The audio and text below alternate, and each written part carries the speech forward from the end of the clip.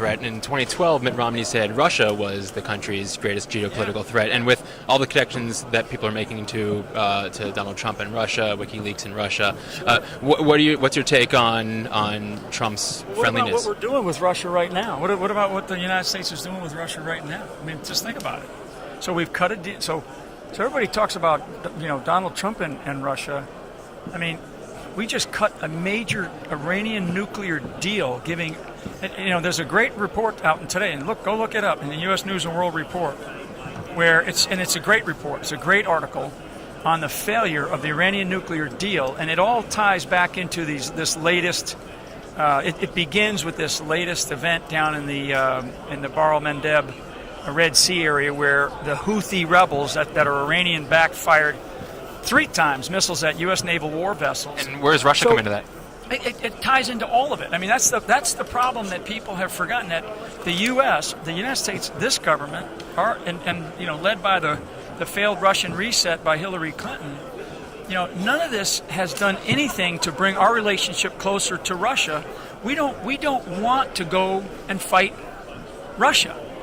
But yet, I will tell you, the guy standing here today who faced in a different period, the Soviet Union, the Cold War, and then Russians, and trying to figure out what's the direction that we should go with Russia. I mean, we have to find a common ground here. Otherwise, we're going to be at war with Russia. Do you think Democrats then are pushing towards a new Cold War with this rhetoric? There is a Cold War 2.0 because of the failed Russian reset.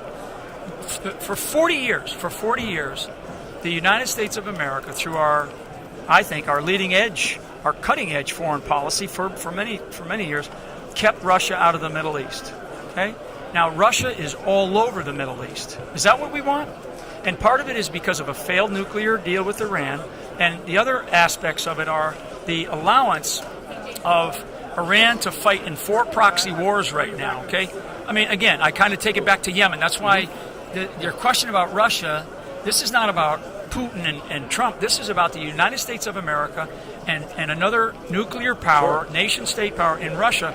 We should find common ground. So will Donald Trump? We should stay out of wars, and we should stay out of this conflict. I mean, so will Donald Trump be able to get Russia out of the Middle East? Yeah, I think that what we can do is we can find more common ground than what we are finding. I mean, think about what we're involved in today. You hear this all over the media now about the cyber war, right? That there's a cyber war going on. I mean, why do we have to talk like that? Why can't we figure out what? This is about. We're trying to have a ceasefire, in Syria, and yet we're talking about conducting a cyber war against Russia. You think Donald Trump is capable of bringing this? Absolutely. I mean, yeah. Because you know why? Because the guy he's a very strong leader. He's smart about how to deal with people. And he doesn't beat around the bush and talk politically to individuals. He talks practically to individuals. So are you hoping to get a cabinet position through your support, Secretary of Defense? No, I could care less. I mean, that's a stupid question, but it is. I mean, it really is. I mean, this is about the direction of the country. I mean, you're asking the question because you're asking the question, but it is. It's a dumb question because what's that have to do with anything going on?